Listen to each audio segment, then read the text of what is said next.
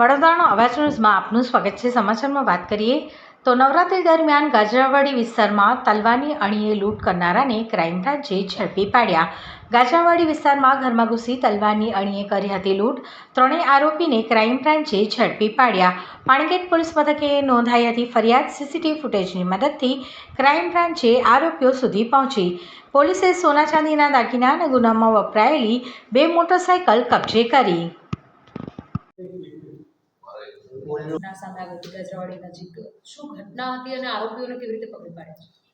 इसमें देखिए, जैसे आपने बोला कि नवरात्रि के दरमियान 30 सितंबर की रात को गाजरावाड़ी सियाराम नगर में एक घर में घर फोड़ की गई थी। 3 उसमें लोग जो हैं वो सामने आए थे।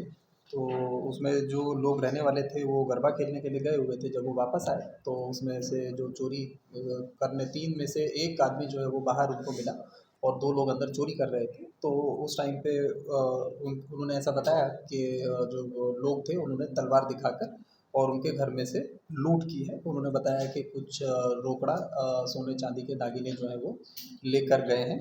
तो इस मामले की गंभीरता को देखते हुए पूरी सिटी जो पुलिस है उस लगी थी, जिसमें क्राइम ब्रांच भी की भी बहुत सारी टीमें लगी हुई थी। तो बहुत सारे सीसीटीवी कैमराज हमने जो है पिछले 9-10 दिन में देखे हैं।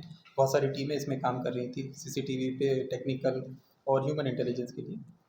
तो जब हमने कैमराज देखा तो हमें उनका रूट जो है वो पता चला कि वो कहाँ से आ रहे हैं, कहाँ से जा रहे हैं। ह्यूमन इंट से पता चला कि वो शिकलीगढ़ हो सकते हैं, ऐसा अपने को माहिती आई थी।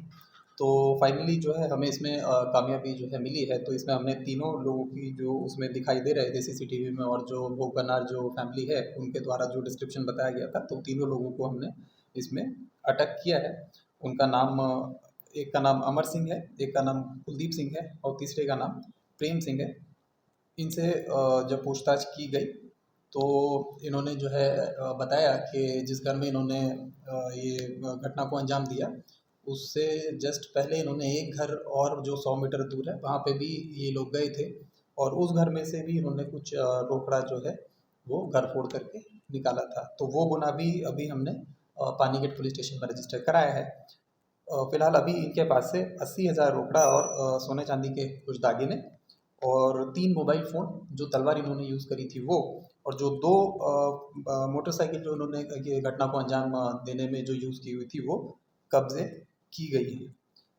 उसके अलावा इनका गुनाही इतिहास हमने चेक किया है तो अमर सिंह के ऊपर 7 गुना, कुलदीप सिंह के ऊपर 6 गुना और प्रेम सिंह के ऊपर 15 गुना जो है वो रजिस्टर्ड हैं। तो ये हैबिचुअल ऑफेंडर्स की कैटेगरी में आते हैं।